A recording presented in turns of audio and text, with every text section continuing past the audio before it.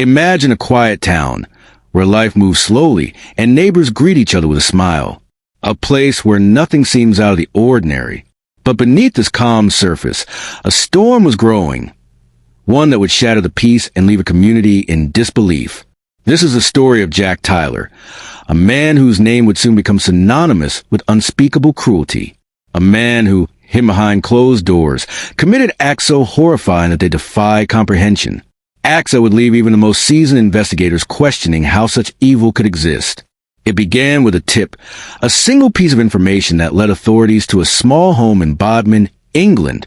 What they found there would uncover a trail of darkness stretching far beyond what anyone could have imagined. Thousands of images and videos, each one more disturbing than the last. Crimes against the most vulnerable, children and animals, captured in detail, as if the perpetrator wanted the world to see. But this wasn't just about what was found on a computer or a phone.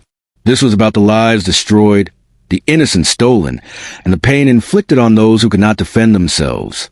This is a story of how one man's actions revealed the terrifying depths of human depravity. And this is the story of the fight to bring him to justice. Welcome to True Crime Files, where we explore the stories that challenge our understanding of human behavior. Here, we don't just recount crimes. We dig deeper, examining the motives, the psychology, and the ripple effect of actions that defy explanation.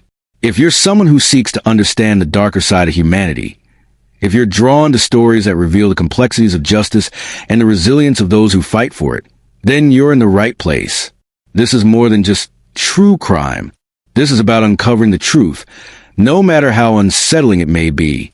So, if you're ready to join us on this journey, hit that subscribe button and ring the notification bell. Because when the next story breaks, you'll want to be the first to know. Today, we're stepping into a case that shocked a quiet community and left investigators grappling with questions that may never be fully answered. A case that forces us to confront the uncomfortable reality of how far someone can fall when left unchecked. This is the story of Jack Tyler, a name that will forever be tied to acts of unimaginable cruelty. Let's begin. It all began in October 2021, in the quiet town of Bodmin, England, a place where life moved at a slower pace, and the idea of crime was often limited to minor offenses. But that illusion of safety was about to be shattered. The National Crime Agency, or NCA, received a tip, a single, anonymous report that indecent images of children were being uploaded to the internet from an address in this very town. It was a lead they couldn't ignore.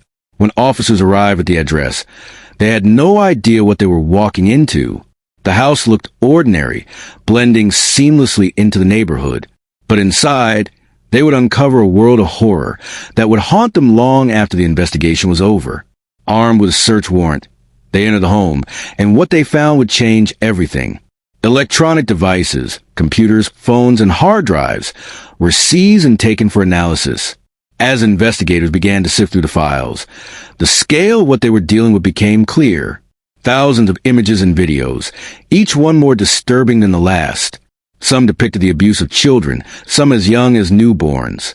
Others showed acts of extreme cruelty against animals. But it wasn't just the content that shocked them. It was the sheer volume. Over 3,000 files, meticulously organized, as if the person behind them took pride in their collection. And then, there were the videos that showed the perpetrator himself, Jack Tyler, committing unspeakable acts against his own family dogs. The abuse was brutal, calculated, and repeated over time. One of the dogs, a black spaniel, had suffered so much that it had to be euthanized.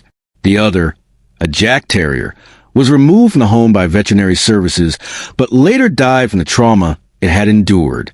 The officers who watched these videos described them as some of the most harrowing footage they had ever seen. As the investigation unfolded, it became clear that Tyler's crimes weren't just confined to his home. He had shared some of these images and videos on the Telegram messaging app, spreading the abuse even further. The question on everyone's mind was, how could someone do this? What drives a person to commit such acts of cruelty, not just once, but repeatedly, and then share them with others? The discovery of these crimes was just the beginning. What followed was a journey into the mind of a man who seemed to have no empathy, no remorse, and no understanding of the pain he was causing. But as the pieces of the puzzle came together, one thing became clear. This was a case that would leave a lasting mark on everyone involved. Can you imagine what the officers felt when they discovered these crimes? The weight of what they saw, the lives that had been destroyed, and the knowledge that they were dealing with someone who seemed to feel no guilt? Let us know in the comments. What would you have done if you were in their shoes? Jack Tyler's crimes were not just shocking.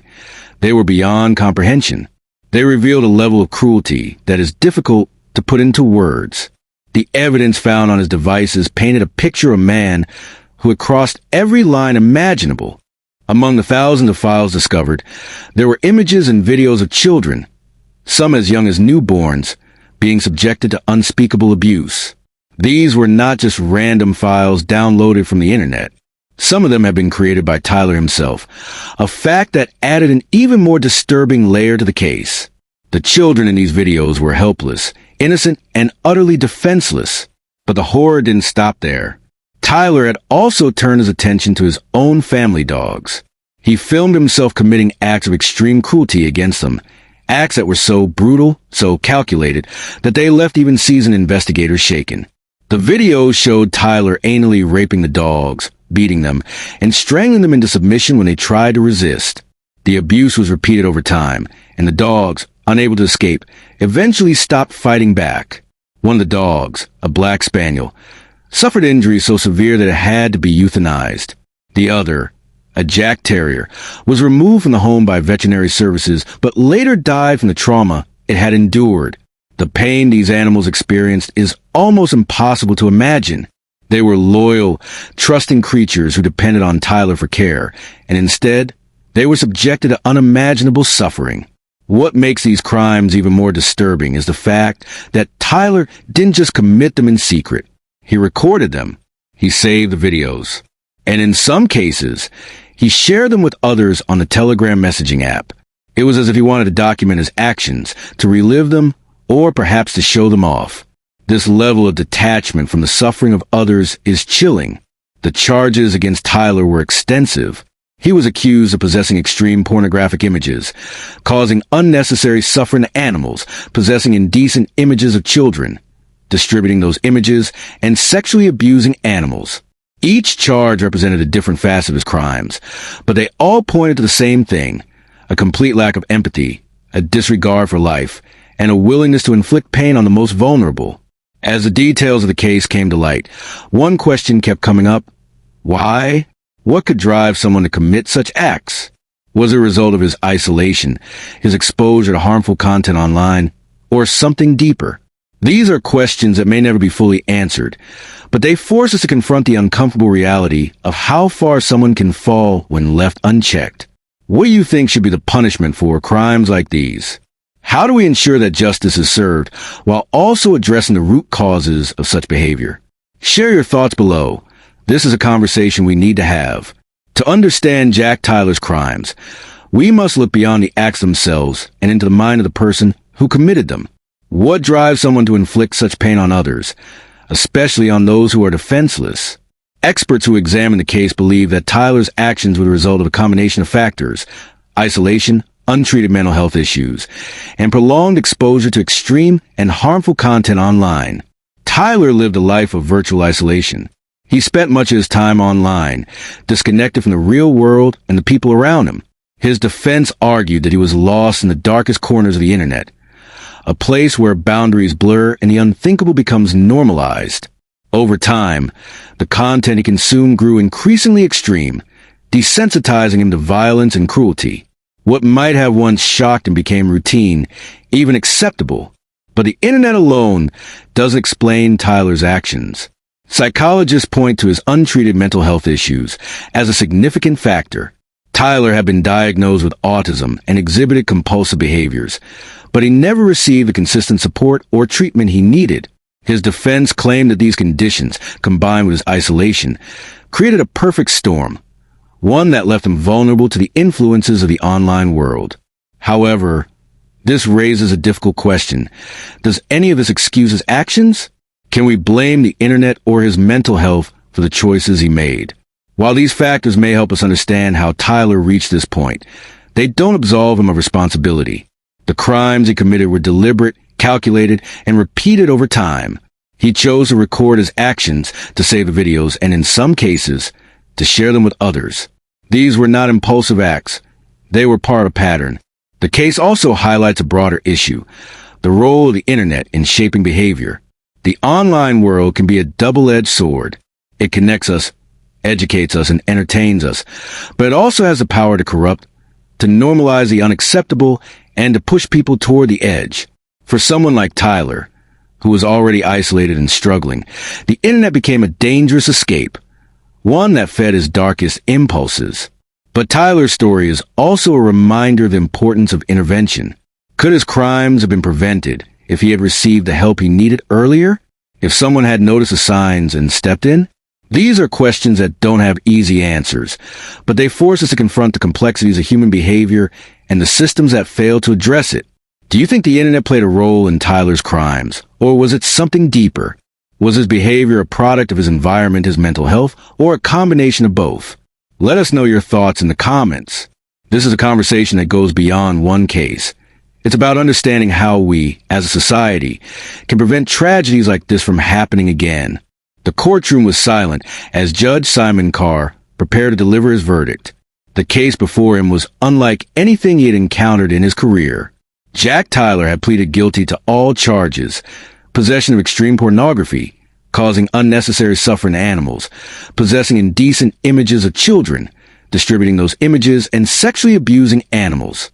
The evidence was overwhelming, and Tyler's admission of guilt left no room for doubt.